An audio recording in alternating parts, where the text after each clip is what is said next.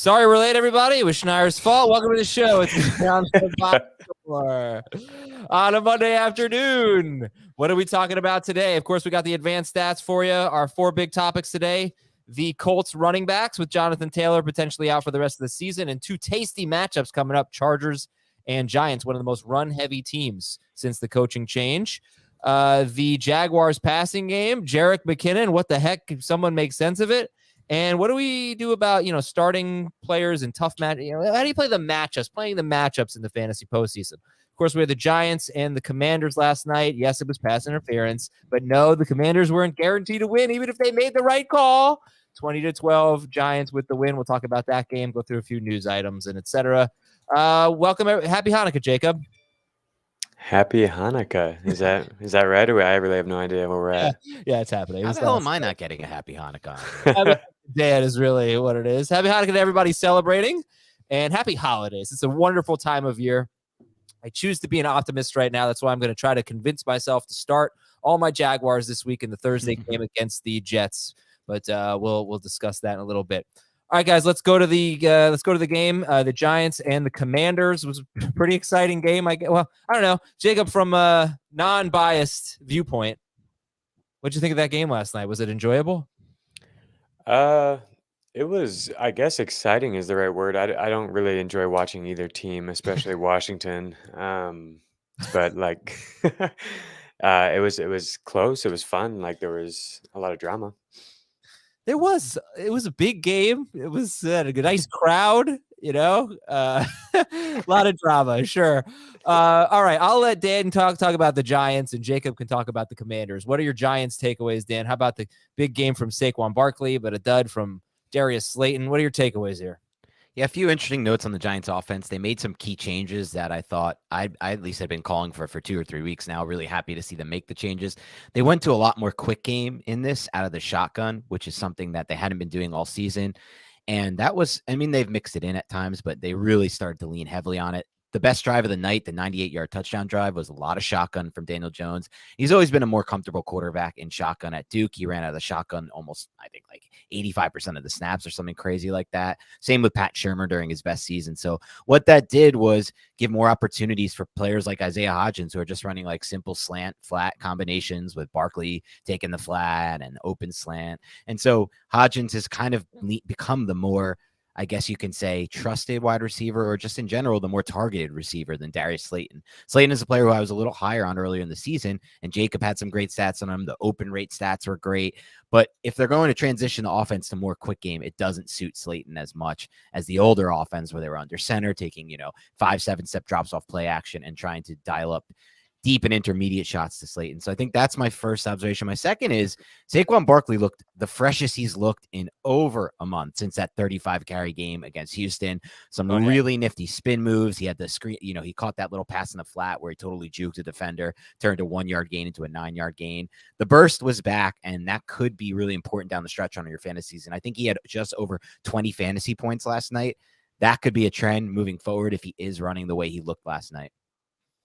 Yeah, he still didn't have an explosive play. I think his longest run was 15 yards or something like that. But I think if you just watched it, he looked a lot better. I really like the way they used him in the passing game in particular. Just get him the ball and let him do some things. And he had 5 catches, which was great. He's had a lot of targets lately, and the yards per catch is still way down. But I was honestly a little surprised. I didn't think he'd have that good of a game. Of course, he scored a touchdown. They score a rushing touchdown almost every week. But it was nice to see for Saquon Barkley. You did get 7 targets from Darius Slayton. You get the Vikings next week. They're one of the worst pass defenses in football, so maybe he can bounce back. I do think that's an interesting point that you're making about the style of play. I also see this comment from Office Depot. I don't know if it's like the CEO, but he's in our chat all the time. He said, Slayton's fumble lost me a playoff match. I lost by 1 point. He didn't lose the fumble. But yeah, that wasn't considered a lost fumble. So do you play in a league where all fumbles are -2? Because if that is the case, I kind of like it. I was thinking about that the other day. Why shouldn't we penalize all fumbles instead of just lost fumbles? I don't know. It's not a bad take. I like that take. Yeah, it's kind of interesting. It would be pretty bad for quarterbacks. They fumble. Oh yeah. Yeah. All right, Jacob. On the flip side, they got the Commanders got into the inside the 5-yard line or around there. I don't know where that fumble was. Around the 5-yard line twice, didn't score. You had the fumble from Heineke. You had the the Brian Robinson touchdown, which was overturned or called back on a penalty that John Parry on postgame said should not have been called, the one on Terry McLaurin. And then you had, of course, the pass interference that wasn't called. But anyway, they scored 12 points. They left some points off the board. What are your takeaways from the Commanders side? I think the most exciting thing for the Commanders, this is actually one of the guys I was going to talk about in the advanced stats segment, is Jahan Dotson. We've seen back-to-back games that have been pretty encouraging from him. They have both come against the Giants, and that's a matchup that, schematically fits pretty well because New York's so aggressive defensively that they leave themselves open for downfield shots, which is, of course, the types of routes that Dotson is running. But still, he's been targeted on over 20% of his routes in each of the past 2 games. In his first 7 games of his career, he was not targeted on more than 17% of his routes in any of those games. So that's exciting. Air yardage share up around 30% in the past 2 games. And that is cutting into McLaurin's workload a little bit. We saw McLaurin really, really just dominate the target shares and air yardage shares for Washington for the past couple months. But it's become a little bit more even distribution lately. So that's exciting for the rookie. The running back usage is really interesting. I don't know if it's actually going to matter because they've got San Francisco next week, and Antonio Gibson isn't doing anything with the usage that he's getting. But Gibson continues to play more than Robinson in the red zone and completely dominate the passing downs. And so, like this week, we saw a 62% snap rate for Gibson, only 36% for Robinson. And I think Robinson's only red zone touch in the game was the one that got called back. Gibson completely dominated the snap share in the red zone as well. So it's going to be tough to trust either one of these guys for fantasy. I could see maybe Robinson or Gibson being a play against Cleveland in the fantasy championship game. But I agree. Yeah, there's sits against the Niners. Who isn't? Yeah. But I think Robinson is running away with the running downs job. If you he look, looks really good. He does. He looks awesome. I think it's pretty obvious he was hampered by what happened to him. It took him a while to sort of regain his footing, but he is running the ball well. I'm actually pretty excited about him. If you have Robinson and can make it to week 17 against the Browns, right, you could be in for a really nice week. But I think, against the Niners, it's probably not going to be pretty. One thing I want to add there before we move on is I think one thing holding back both Robinson and Gibson, specifically Robinson, is just simply Ron Rivera and Scott Turner. And I love Scott Turner as offensive coordinator. I've said on the past, and I stand by it. He's the most underrated, if not the most underrated offensive play callers in the NFL. He had an incredible drive coming out of halftime to really just counter everything Wink Martindale did from a schematic standpoint. But they went away from the run in this game when they really shouldn't have. The Giants showed no signs of stopping the run game at any point. And that's been in his MO for a long time here with Washington and in the past with Carolina. He likes to throw. He likes to throw a lot. It's a pass-heavy script. It's a pass-heavy game plan. It's a pass-heavy offensive system. So that is one thing that scares me about Robinson moving forward because I've seen it happen. I saw it happen last night. It made no sense to me when it happened, and it's not the first time this has happened. Great question here from the chat from Squeesh. 4th and 1 on the 1-yard line, game on the line. Who's getting the ball to win the game? Jacob, Adam, or Dan? I honestly think I should get the ball because I think Jacob, you're probably a little too tall. When you're at the 4th and 1, you really want leverage is important. You want to get square. You want to get low to the line of scrimmage. I'm 5'9". For some reason, I always thought you were tall. I don't know why. So tall. Yeah, doesn't he look so tall? Yeah, 7'8".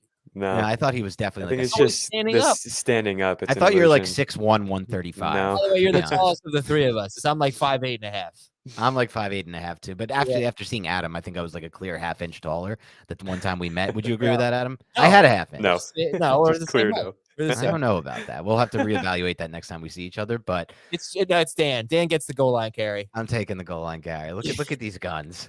And I agree with Graham. Dan fumbles that ball 100% of the time, Graham. Yeah, you should have said 100, not 0. It's a fumble every time. Yeah, it's a fumble. All right, so those are our takeaways from the Giants and the Commanders. And all right, let's talk about Sportsline. That's where Jacob comes from, Sportsline world.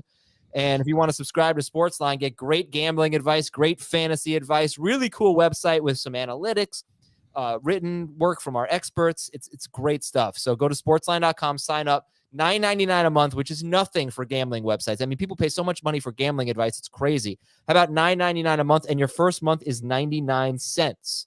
And if you can't afford that, Dan will lend you 99 cents. Although he can't afford it either because he won't pay $4. That's not true. Don't you try to start painting that narrative. Let's recycle and retire that. Let's retire that narrative because he won't pay. He won't buy Die Hard. It was not about the money. I was willing to buy Die Hard. I did. Let me reiterate. I didn't want to buy it on someone else's account. And the other thing was to sign up for a subscription. I have now found a way to buy it for like $5.99. A ton of people tweeted at me, crapping on me. Thanks to you, Adam. But one more little sell for Sportsline. Recently, I think mid last week, they started putting up, and I love this, player props on Sportsline, player prop picks. And that is where you can get the biggest edge on the sports books through the player props. The sports books are really good at setting these lines, overs, totals, point spreads. We all know that. Sometimes it's amazing how close they get.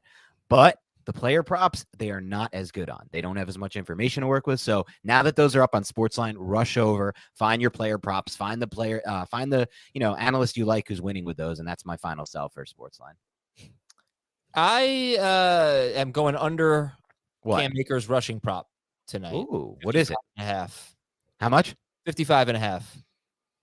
I think I like that. Look, if you play in the spread, if it's the Packers are favored by 7.5, if you think they're going to cover or come close, that's probably not a lot of carries for Cam Akers. Right.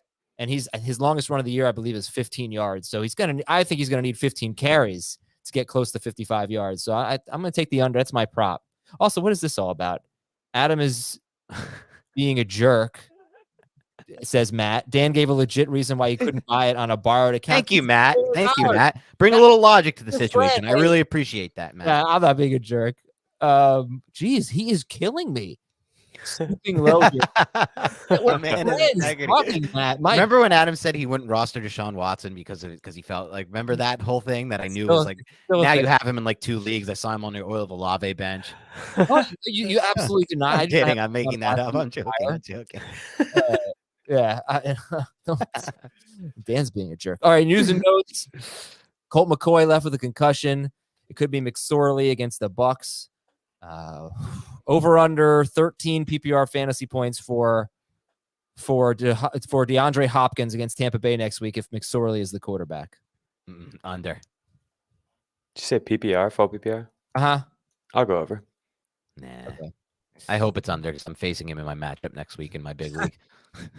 Ryan Tannehill left in the first quarter but returned. We'll see how his ankle is doing. Jonathan Taylor could be out for the season. We are going to talk about the Colts running backs. Yeah. Damian Pierce on IRs. To be honest with you, it was really a pretty light injury week, thankfully. Yep. M. Knight limped off, but he did come back. Don't know his status. I think he's going to play on Thursday. Justin Tucker missed 2 field goals in a game for the first time since 2018. One of them was blocked. Wow. There were some defensive news items. How about, Cam Robinson, left tackle for the Jaguars. That's not defensive, but he is out for the season. Oh. The Cleveland Browns lost 2 starting defensive players, John Johnson, safety, and Jadeveon Clowney. Clowney with a concussion. Don't know the extent there. They get the Saints. I thought this was interesting, kind of on the lines of what we talk about on the show. The Steelers really clamped down against the run against the Panthers. They loaded the box. Sam Darnold was talking about that. They're going to see more of that. But the Steelers also used a defensive lineman. I think his name is Marvin Leal, 6'4", 290 pounds. They used him a lot. So they basically just sold out against the run. They completely shut down the Panthers offense. And you can expect similar blueprints going forward. Okay, Jacob, some of your favorite advanced stats from the weekend. Yeah, so I already mentioned Dotson. I think it was an encouraging game for him. I also wanted to hit on Chris Moore. The volume that we're seeing for Chris Moore is pretty ridiculous. He's drawing the volume that we saw Nico Collins drawing, and he's also producing, which I think is interesting. That could be kind of an indictment on Collins, who was somebody I was really excited for. But he's pretty much stepped in and drawn better volume right away. So over the past 2 weeks, 40% of Houston's first down targets have went to Chris Moore, which is like one of the highest rates in the league. He has a 39% target share and a 45% air yardage share. And like I said, he's actually been producing on these, whereas they were pretty hollow stat lines for Nico Collins most of the time.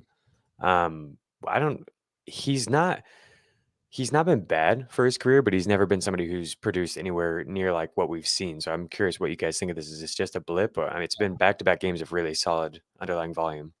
I think I'm really sometimes pissed about Chris Moore. I'm sorry. Because I think he had 4 catches for 42 yards on 9 targets. That's nothing. And I think he had all of it in the first half. So I made a fairly bold call on Chris Moore this week. I thought he was kind of a borderline, I wouldn't say must start, but a recommended start in full PPR. I thought he was going to have a really good game. And if you told me 9 targets against the Chiefs, I would have thought, at Right. least 6 for 60 or something, which is kind of what I was hoping for. And he completely disappeared. So I think it's still a good call by you, though, Adam, because the target volume was there. You got the process was right, and honestly, it played out pretty correctly. It just didn't play out from a production standpoint. Yeah, I guess so. I think if Collins and Cooks are both out next week, then I think he goes back to being a wide receiver 3. Yeah, I mean, you're probably going to get a minimum of 9 targets, minimum. And Titans and Jaguars the next 2 games. Yeah, really good matchups too. Yeah. Titans see as many wide receiver targets as just about any team in football, so you can't run on them. All right, what else you got? Jamar Chase, I just wanted to bring this up again. Last week, I brought up it was his highest volume target game of his career. And of course, that coincided with T. Higgins and Tyler Boyd being out, but those 2 were back. And we again saw Jamar just dominate first down targets, 33% first down target share in week 15, and a 34% target share, 54% air yardage share in week 15, even with Higgins and Boyd back. So over the past 2 weeks, 40% target share for the Bengals. It's just really exciting to see this type of a trend possibly developing because we've never really seen him be somebody who completely dominates the target share. He's gotten by on just like ridiculous efficiency. So if he can continue to do this, I think the sky's the limit. We're talking about like probably the best receiver in fantasy if this is in any way sustainable.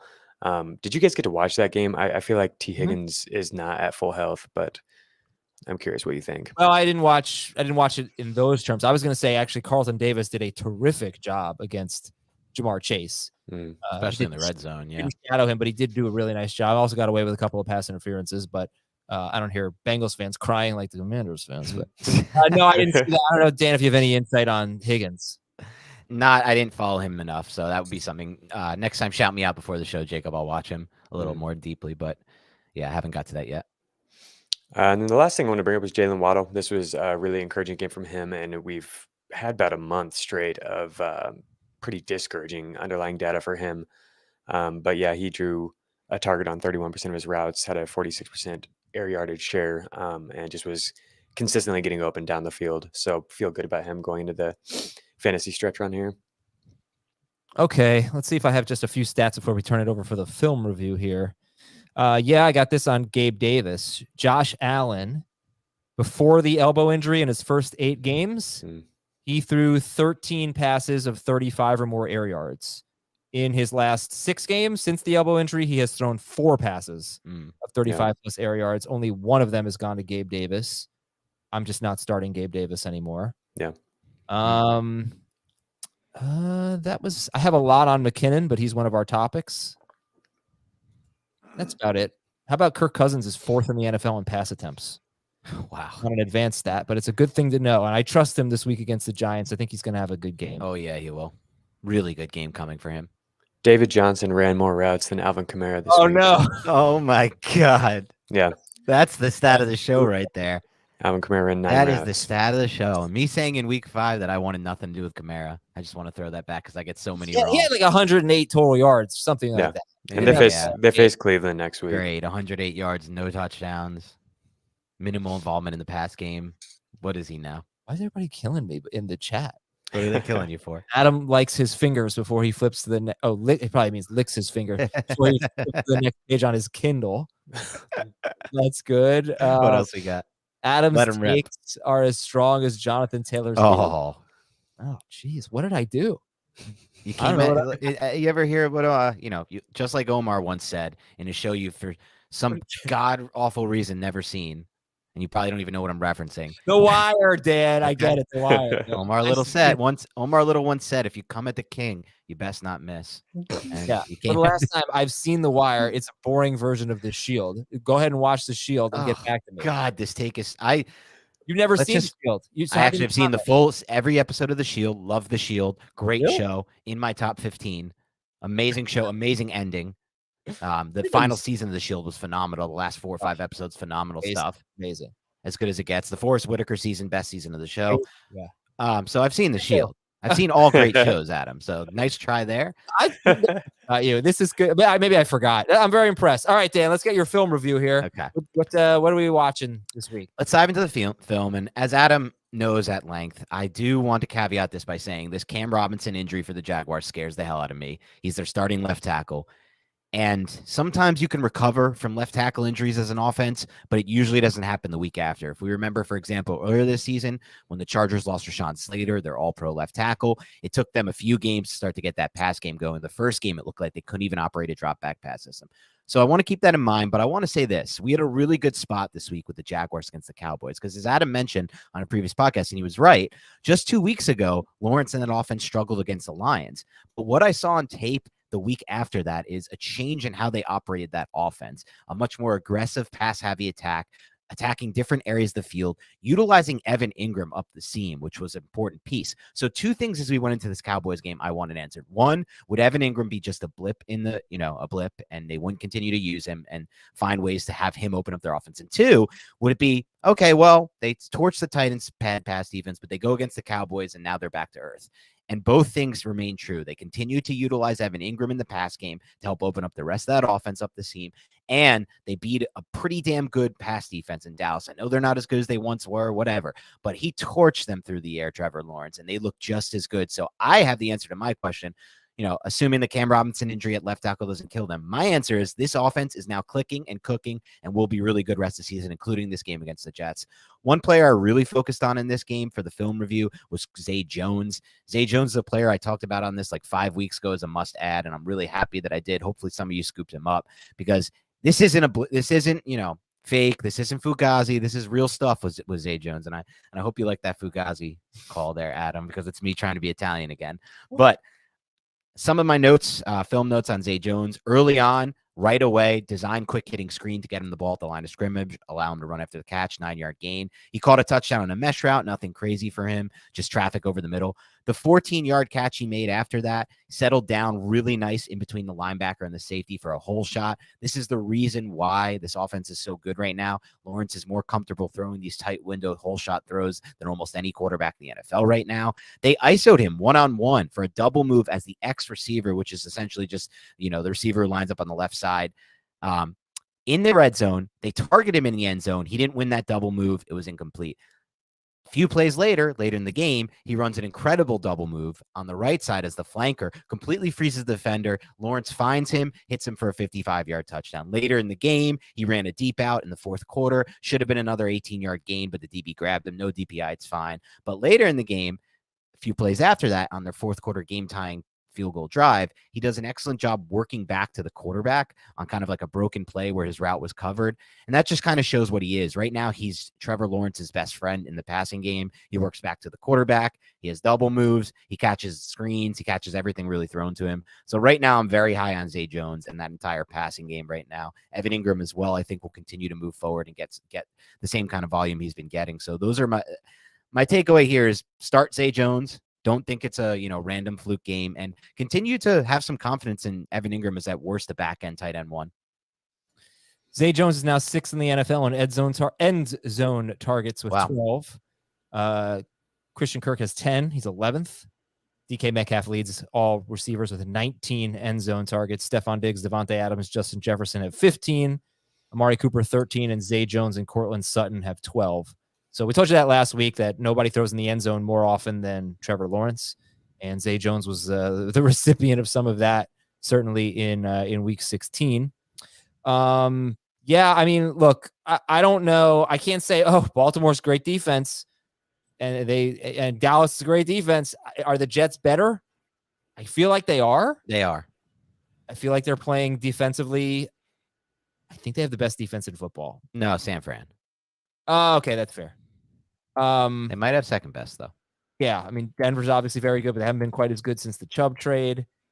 If they get Quinnen Williams back this week, it would be even better for them. And I'm going to be really interested to see what Sauce Gardner does in this matchup because there's a lot of options for him. Is it going to be Kirk? I don't think he moves. I don't think he moves either, but will he move? Usually what they do is Reed plays right corner and Gardner plays left corner. Kirk's going to play in the slot more, so I think he's going to avoid those guys more.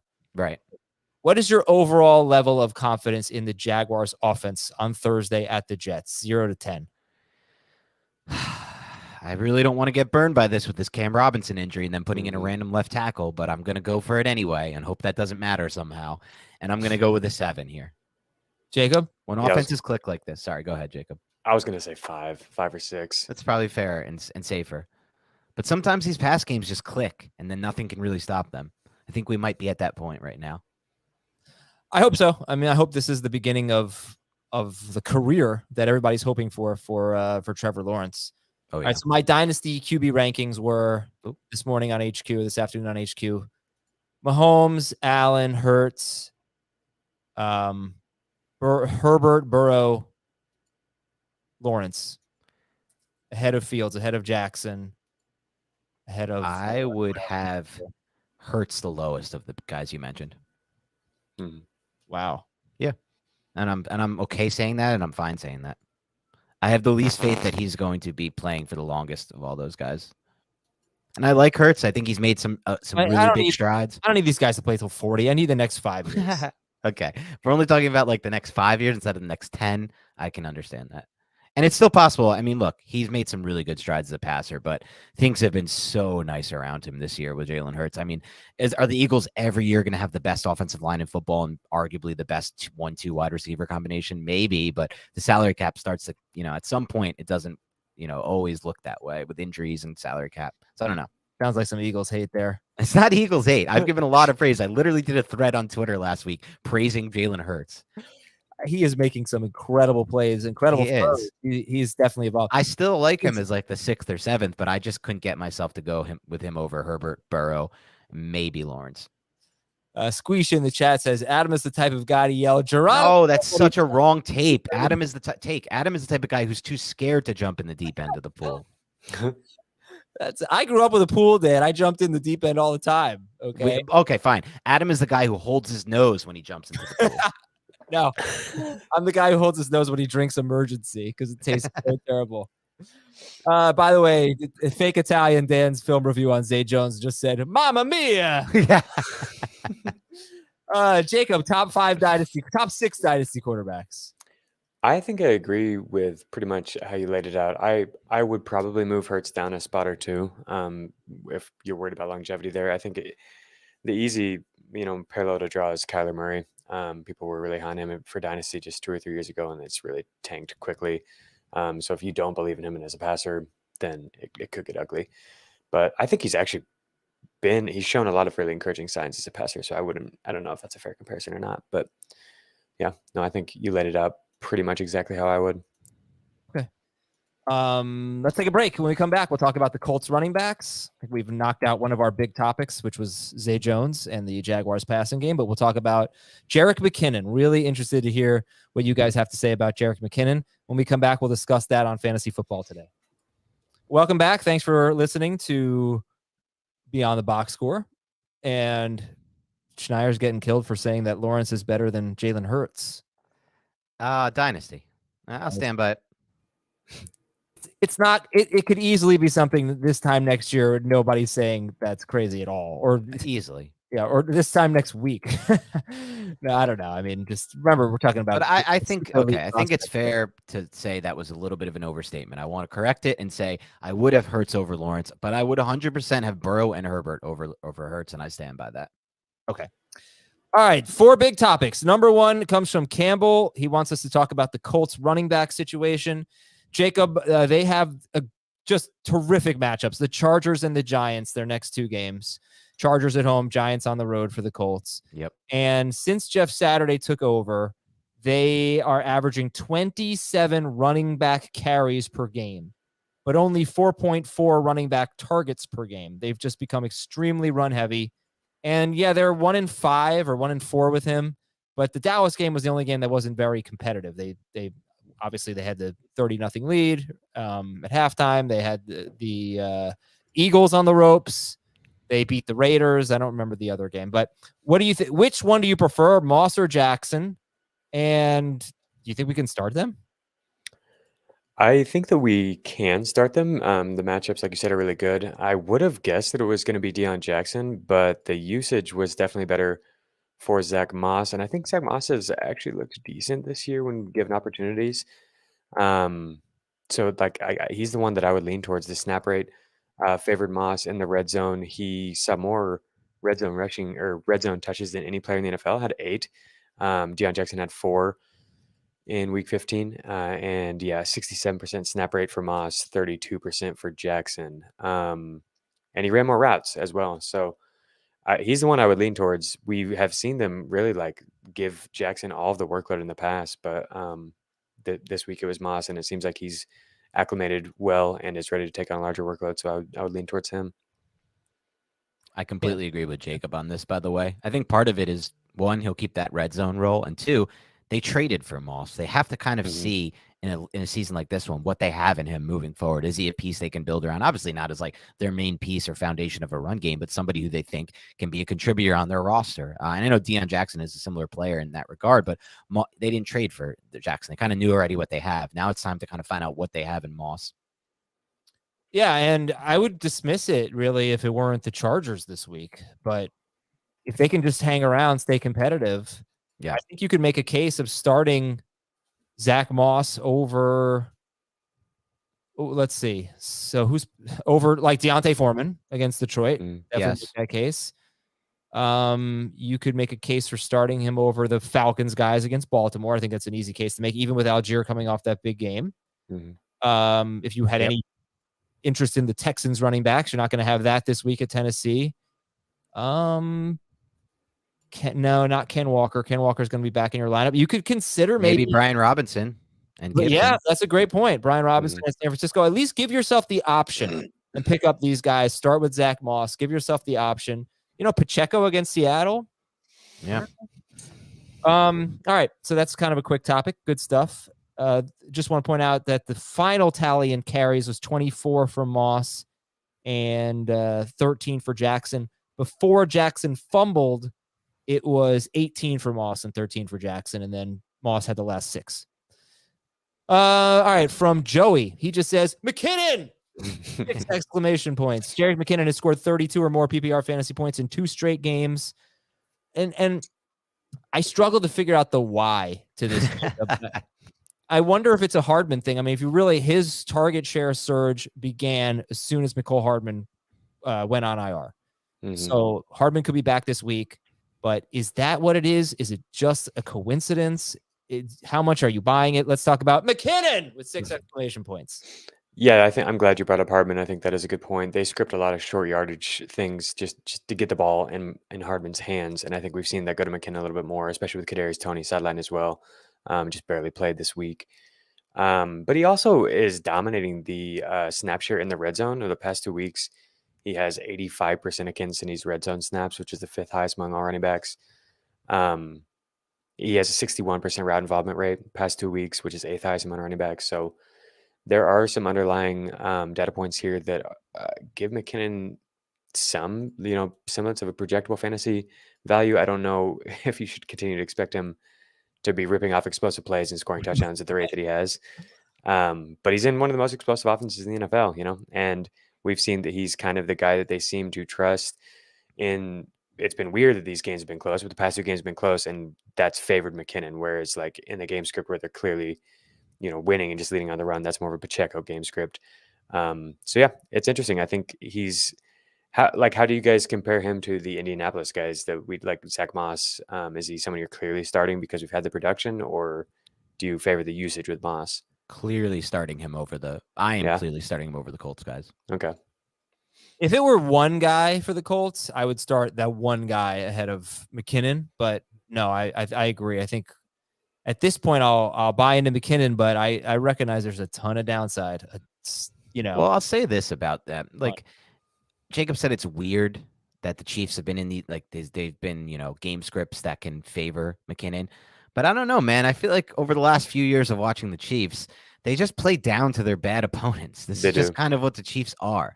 It's just kind of what they've always been. If they have a good matchup, they'll play up to those good teams. But I don't know if there's going to be any games that are just blowing teams out. That's not really the Chiefs' MO. And I'll also say this, just from an eye test standpoint with McKinnon, he is, like I talked about earlier, how Zay Jones had a couple reps on film this week where he worked back toward the quarterback, which I don't always see receivers doing, kind of presenting yourself to the quarterback. It's like a best friend, quarterback's best friend. McKinnon does a really good job of that in the pass game as well. Like he knows where to be for Mahomes, and he gets to the right spots for Mahomes to find him. So I think there's some value to that as well. He just scares me as the player that we're, you got to start McKinnon, and then it's going to be a total dud. When is CH coming back? Isn't that somewhat soon? He's eligible. He's missed 4 games, but I haven't heard a word about him. And I also don't really think he matters. He doesn't. He was being really phased out. He had 6 carries in his last 3 games. There hasn't been a single year since he was drafted that I didn't draft at least one share of him. And there hasn't been a single time that I haven't regretted it. So, all right. The touchdowns are what you really can't rely on, I think, for McKinnon. I should say have regretted it. Sorry, that was stupid. That's okay. Hopefully you can rely on the catches at least. In the last 6 games since Pacheco has really emerged, McKinnon's played 14 snaps inside the 5-yard line. That's second most on the team. Pacheco's played only 6 snaps. Wow. But McKinnon has 1 target inside the 5-yard line. Out of 10 targets, out of 10 team targets, he has only 1. Pacheco has 5 carries from that range in the last 6 games compared to 2 for McKinnon. And, it's funny. Like, Kelsey's really the only guy that plays a lot in that range. Otherwise, they mix and match quite a bit. It's not like McKinnon's there that much. He's just there more than the other guys, other than Kelsey. We have a poll that I haven't mentioned. We'll get to our last topic in a moment, but I can't really comment on this one. But which is your favorite Christmas classic? Which Christmas classic do you prefer? Rudolph the Red-Nosed Reindeer, Frosty the Snowman, or How the Grinch Stole Christmas? Jacob, you want to help us out here? Which Grinch are we talking about? Jim Carrey? Schaefer, is this like the books or what? What do we? No, these are the cartoons, the animated. Right. Never seen any of them. Yeah, me either. I think I saw Frosty the Snowman last year. I mean, look, he's a guy who has a high hit rate, but this is a straight up miss from Thomas. I don't know. Well, it's a little. I think you should have clarified it was the cartoons. That's all. Know this, Dan? Yeah, at Home Alone. I know some basic things. Okay. I think that he's got the wet bandit shirt. That's great. I saw I missed it live. He's got a lot of great Home Alone attire. He had a little Nero's Pizza hat last night. Guy loves Home Alone. Yeah, he sure does. All right, I'm gonna vote here just to see. I'm gonna vote for. If I had to watch one, it'd be The Grinch. Yeah, The Grinch is running away with it, 57%. Look at this guy, Daniel. He says he knows these are classics. He likes the poll. He enjoys the poll. Never trust a Daniel that goes by Daniel. I think that. How did you miss these growing up? Daniel asks us. Well, I'll throw that to Jacob. Did you watch these growing up, Jacob? I watch all of them. I don't really remember Frosty the Snowman, but I have seen all of them. Yeah, and my wife has too. So I think the people who celebrate Christmas got a lot of enjoyment out of that YouTube poll. It was a big win for Thomas Schaefer. A big win. Way to go. All right, this one's from Tyler. Are matchup rankings more important for certain positions, or should you just trust your top options during the playoffs? It's a great question. I am of the belief, and this is not correct or based on science, so I'm curious to get both of your takes on it, that I just don't bench my big names. I just don't do it. I don't find a way to do it. It's hard. I never do it. I mean, look, it depends. If there's a horrific matchup on the horizon, injuries around them to their teammates, maybe. But I'm like, Josh Allen was a player who I know a lot of people were like telling me to bench even this week because it was that like cold, windy, snowy game. And I'm like, I'm not benching Josh Allen. All right. And what does he do? He goes out and has like 4 passing touchdowns, a rushing touchdown. And the game wasn't even that cold or bad weather. So I don't know. I'm mostly starting my guys. I don't think there's a science behind it, but what do you guys do? I think I mostly agree with you, but there are a few exceptions. There are some guys who are very specific in the types of matchups that they do well against or don't do well against. Some guys have very specific man for zone splits and things like that.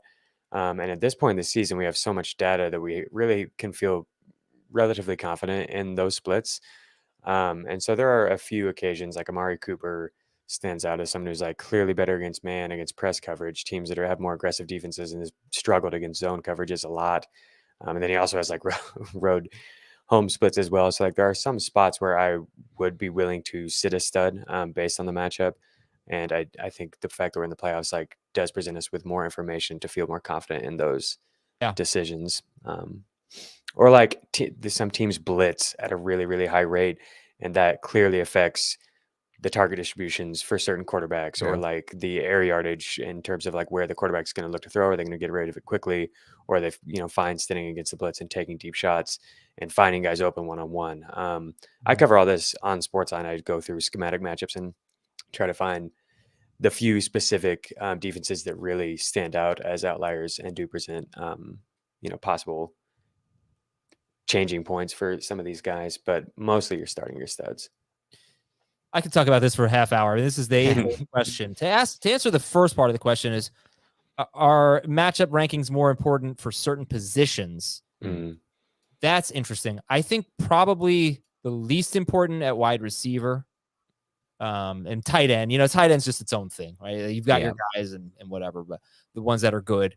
To me, it's more important at running back, but not everyone would agree with that.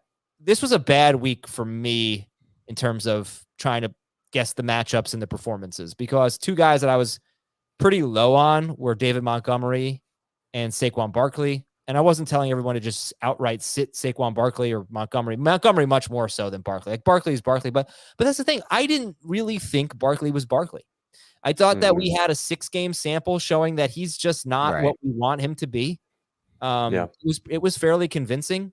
We haven't seen an explosive play in like a month and a half from him. And I was a little surprised by the performance, and the Washington running defense is really good. And what I haven't done is I haven't looked at what he did on the last drive of the game, because I bet his numbers were much less impressive before that, but yet he still scored and he had 5 catches.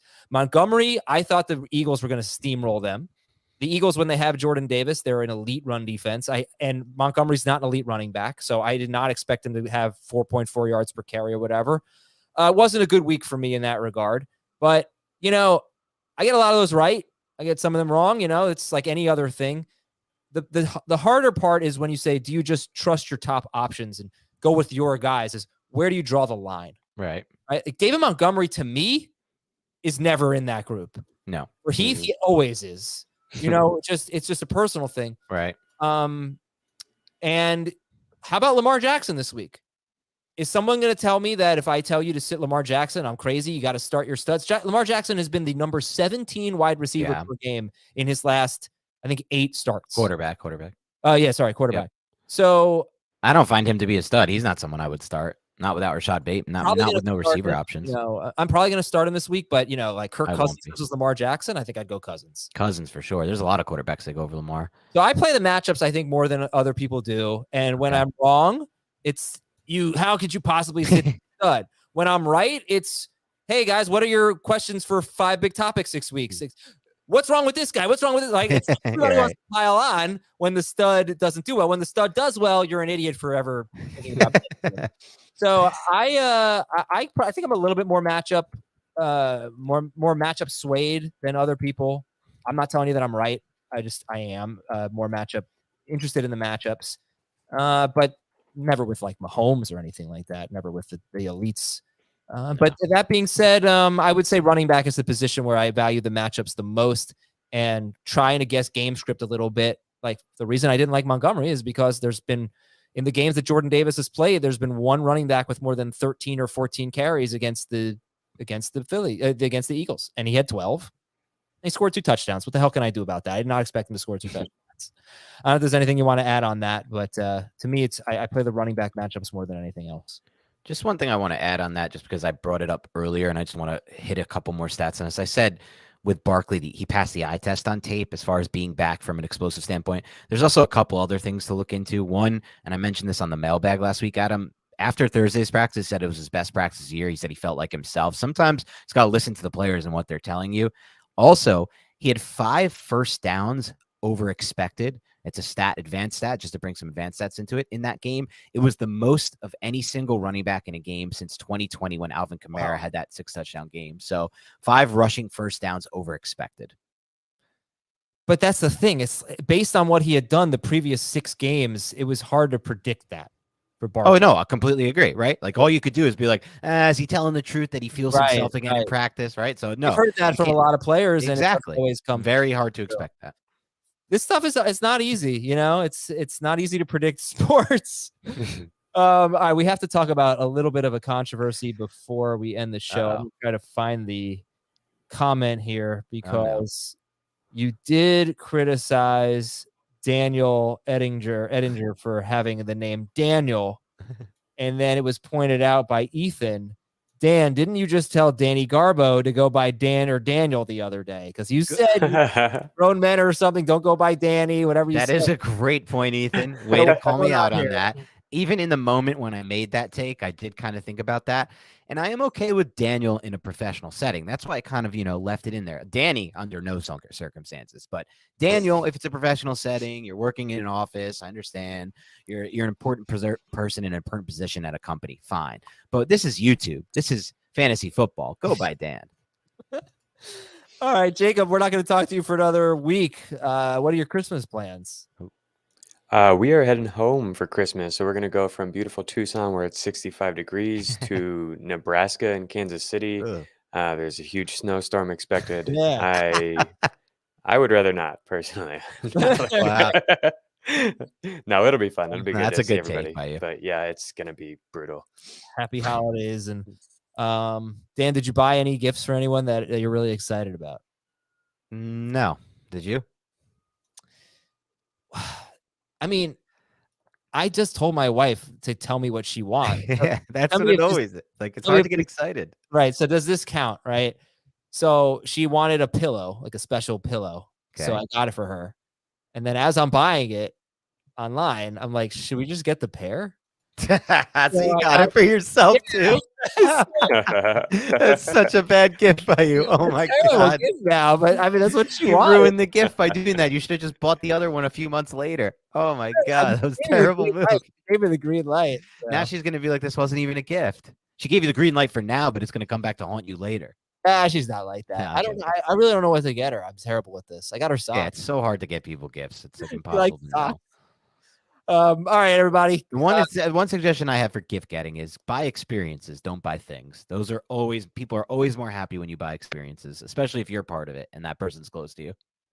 Oh, we're doing a white elephant. You know what white elephant is? No, what is that? It's the best. So, okay, let's say there's 10 adults at the Christmas party. Everyone buys a gift. For us, we did $30. $30 or under, right? So we aim for $30. Everyone buys a gift. You wrap it. You display them all, and then you draw numbers 1 through 10. Okay. And let's say you drew 1. You're the first person to pick. You get to pick any of the unwrapped gifts. Okay. And then it's yours. Now, you ideally want 10 because the later you go, you get to pick a gift. And if you don't like it, you get to steal someone else's gift. What do you mean you get to steal someone? Anyone gets to steal? You don't. If you're number 1, you're screwed. You get only number 1 doesn't get to steal. 10 gets to steal any gift you want. So the later you are, you get to stay. Now, you don't have to play it with that rule. You can just pick gifts at random. But inevitably, if you have a good crowd, some of the gifts are going to be terrible, but very funny. Gifts are going to be like really good gifts. Right. So I hope nobody that I'm at my Christmas party is listening. Don't listen. One of the white elephant gifts is going to be a pair of socks, a pair of Sophia from the Golden Girls socks, and a mug of Bob Ross.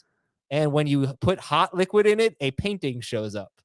That's pretty cool, actually. There's no painting, and there's no hot water. There's no painting. But if there's something hot in there, there's like a painting that shows up. So I totally recommend White Elephant. We have an amazing time every year we do it. That is fun. I like that. All right. Have a great day, everybody. We'll talk to you tomorrow with the Waiver Wire show, talking about those Colts running backs and more on Fantasy Football Today.